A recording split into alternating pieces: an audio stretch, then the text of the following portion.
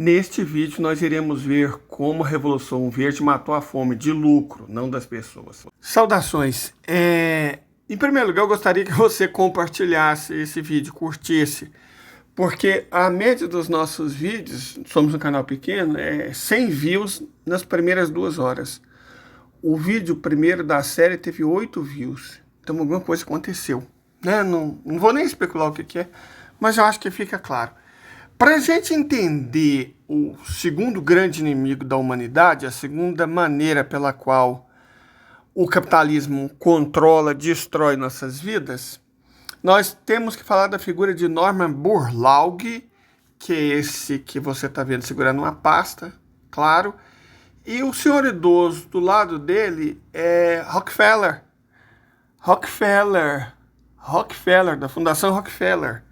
A história da Revolução Verde e a história como ela foi fundamental para a urbanização, para a diminuição do crescimento populacional, para o aumento da desigualdade e para a concentração de renda nesse mundo é extraordinária, certo? E nós vamos contá-la agora.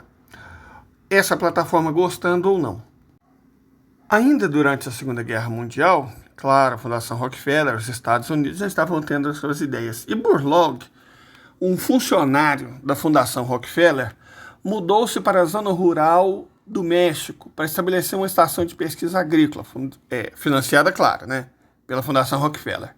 A pequena estação que ele criou tornou-se o Centro Internacional de Milho e Trigo, hoje uma das maiores instituições do mundo para pesquisa do agronegócio, e desenvolveu um trigo anão de alto rendimento.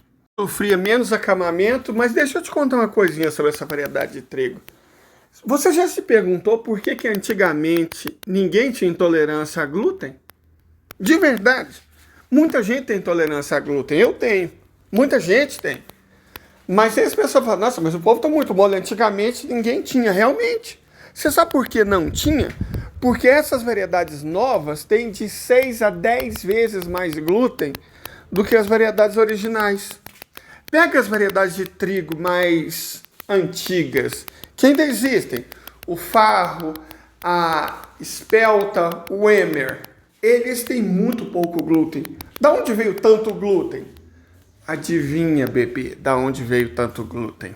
Mas vamos continuar a história dessa parceria de sucesso e totalmente desinteressada entre a Fundação Rockefeller e Norman Borlaug, que recebeu aquele famoso prêmio que o parlamento da Noruega dá para dissidentes políticos que falam mal da China ou dos Estados Unidos ou dos árabes, né? O Nobel da Paz, que nunca foi dado a Mohandas Gandhi, por exemplo. Mas vamos lá. Fundação Rockefeller forneceu um financiamento extra para ele e em 1960 foi criado o Instituto Internacional para a Pesquisa do Arroz, originalmente é só trigo e milho.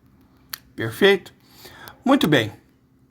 Gente, deixa eu contar uma coisa para vocês, que vocês podem assistir a todas as palestras do agronegócio que existirem até hoje, ou podem ver o Globo Rural até os olhos de vocês sangrarem, que vocês nunca vão ver essa informação que é verdadeira. As variedades nativas de arroz, e vale para qualquer uma, variedade ancestral, se você aplica uma certa quantidade de fertilizante, o rendimento vai diminuir. Sabe por quê? Porque as variedades nativas, crioulas, locais, indígenas, são propensas ao acamamento. Então, se você aumenta a aplicação de fertilizante, você não vai ter uma maior produção. Pelo contrário, ela vai diminuir. Por isso, a principal preocupação de Norman Borlaug e da Fundação Rockefeller é criar variedades, que respondiam positivamente à quantidade de adubo, de fertilizante químico que você jogasse. Perfeito? Para que isso?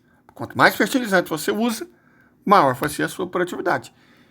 E maior a sua dependência da indústria mundial de fertilizantes. Esse era o objetivo. Procurem, se vocês moram numa região muito urbana, saber a diferença de altura do milho híbrido, que esses milhos Revolução Verde, com as variedades de milho crioulas. Procure saber o tamanho da altura de feijões mais crioulos ancestrais com feijão carioquinha. Procure saber a diferença de altura entre o arroz antigo, plantado originalmente em Goiás, no Maranhão, e as variedades mais modernas de arroz. Vocês vão ver que todas as variedades do tipo híbrido criadas pela Revolução Verde são propensas, são criadas para ter seminanismo. Por que esse seminanismo? Para aumentar a quantidade de fertilizante nelas, correto?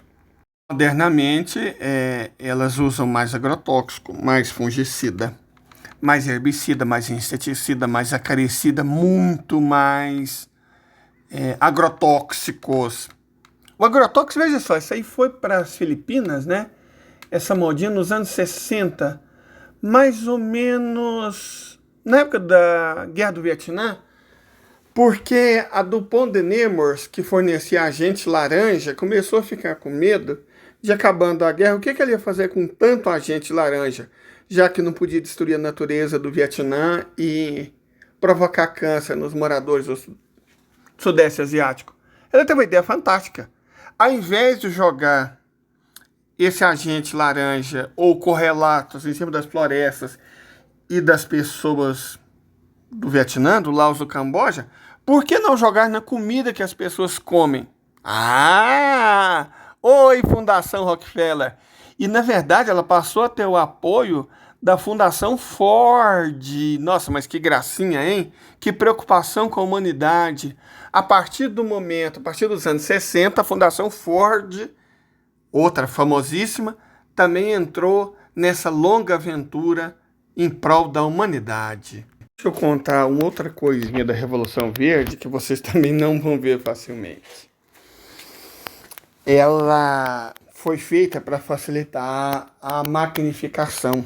Então, ela não aumentou só a venda de fertilizantes, quer dizer, insumos químicos e agrotóxicos, mas de máquinas agrícolas, toda sorte de máquinas agrícolas, que são fabricadas por empresas americanas, europeias e, no máximo, japonesas, originalmente, para grandes produtores.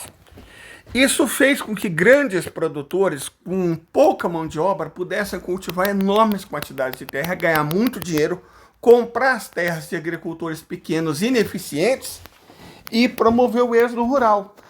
No Brasil, esse processo foi chamado de modernização conservadora da agricultura. Deixa eu explicar uma coisa para vocês. Se vocês pegar a lista dos estados mais urbanizados do Brasil, claro, primeiro está São Paulo e Rio de Janeiro. Mas você sabe quais são os outros? Goiás, Mato Grosso do Sul e Mato Grosso, que são grandes produtores rurais. Como isso aconteceu? Ora, por causa da Revolução Verde. Os pequenos não têm como concorrer com os grandes, certo? Graças à Revolução Verde, vou dar um exemplo aqui da minha cidade. A minha cidade produz máquinas agrícolas. Tem uma fábrica da John Deere aqui. Mas aqui também produz soja. Tem uma família, 2 irmãos, com as 2 respectivas esposas. Os 4 e um único funcionário, um é engenheiro mecânico, o outro é agrônomo. Eles cultivam 2.000 hectares de terra. 2.000 hectares de terra. 5 pessoas. Então você não precisa de tanta mão de obra. E o que você faz com essa mão de obra excedente? Manda para a cidade. Vai para a favela. Vai tornar barato o custo da mão de obra industrial. A modernização conservadora foi gestada, adivinha, ditadura militar. A ideia era brilhante. Na cabeça desses doentes, para o Brasil se industrializar, era muito importante ter uma mão de obra muito barata. Mas as pessoas moravam no campo. Como mandar elas para a cidade? Simples, tornando elas inúteis lá. E aí eles criaram uma lei interessante. Havia no campo brasileiro a prática da meiagem, relações não capitalistas. O governo federal proibiu essas relações. Criou a lei do usucapião. Se você pensa na lei do usucapião, você tende a achar que é uma lei socialista, porque se você mora 5 anos num determinado terreno e não é funcionário nem arrendatário, você pode pedir o usucapião dela. Nossa, mas a ditadura militar fez esse benefício. Sabe por que a ditadura militar fez isso?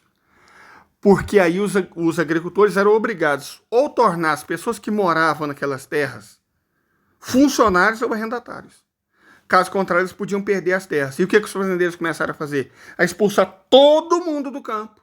E usar máquinas no lugar. E usar adubo. E usar ferramentas da Revolução Verde para produzir grão para exportação. Foi isso que aconteceu. Então, no mundo inteiro, isso provocou uma brutal concentração da propriedade de terra. e foi acompanhado por um brutal processo de urbanização.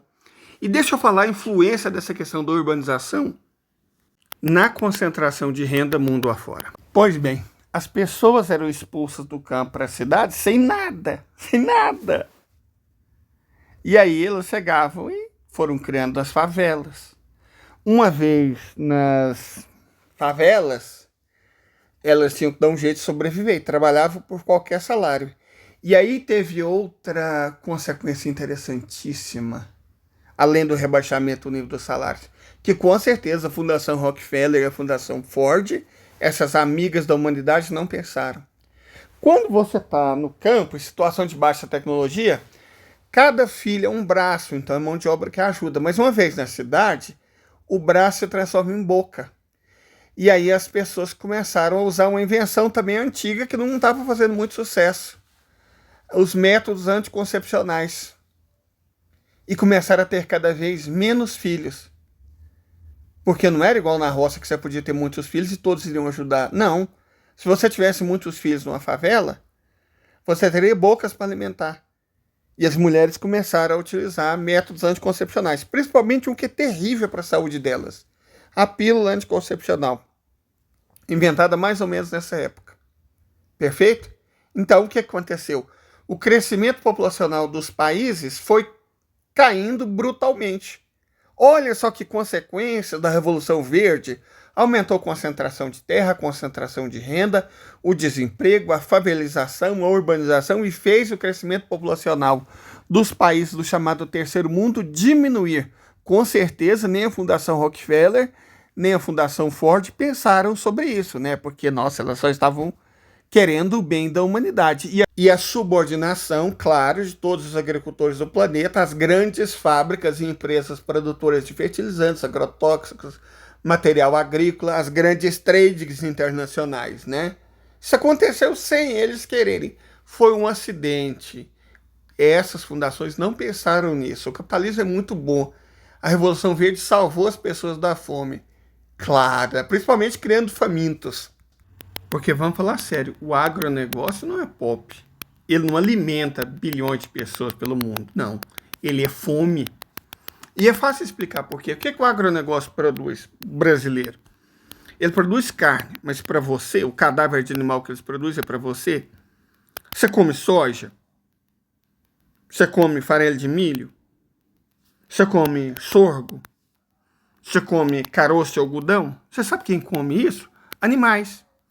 O agronegócio brasileiro, graças à Lei Candir, não é que ele produz ração, não.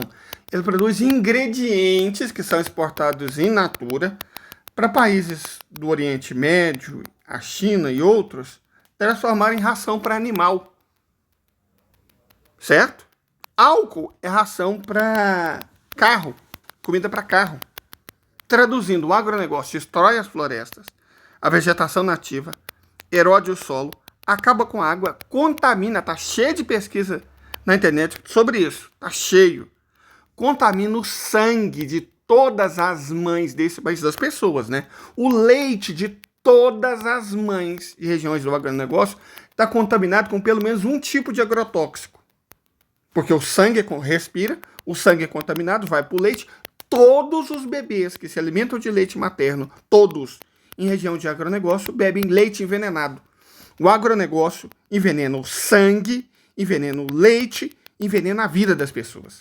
Eu não sei quantos episódios do Globo Rural saíram mostrando que o leite de todas as mães está contaminado por veneno em regiões de agronegócio, e também a água, o ar, o solo. Mas isso é um fato, gente. Mas isso não importa, né? O importante é que multinacionais americanas, europeias e japonesas estão rachando de ganhar dinheiro, entupindo o nosso país com veneno. Inclusive, no governo anterior, houve uma verdadeira farra, né? Venenos proibidos no mundo inteiro pôde ser vendido no Brasil. O agro é pop. O agro é bolsonarista. O agro é inimigo da humanidade. O agro é capitalismo. O agronegócio é fruto da Revolução Verde. Reflitam sobre isso, por gentileza.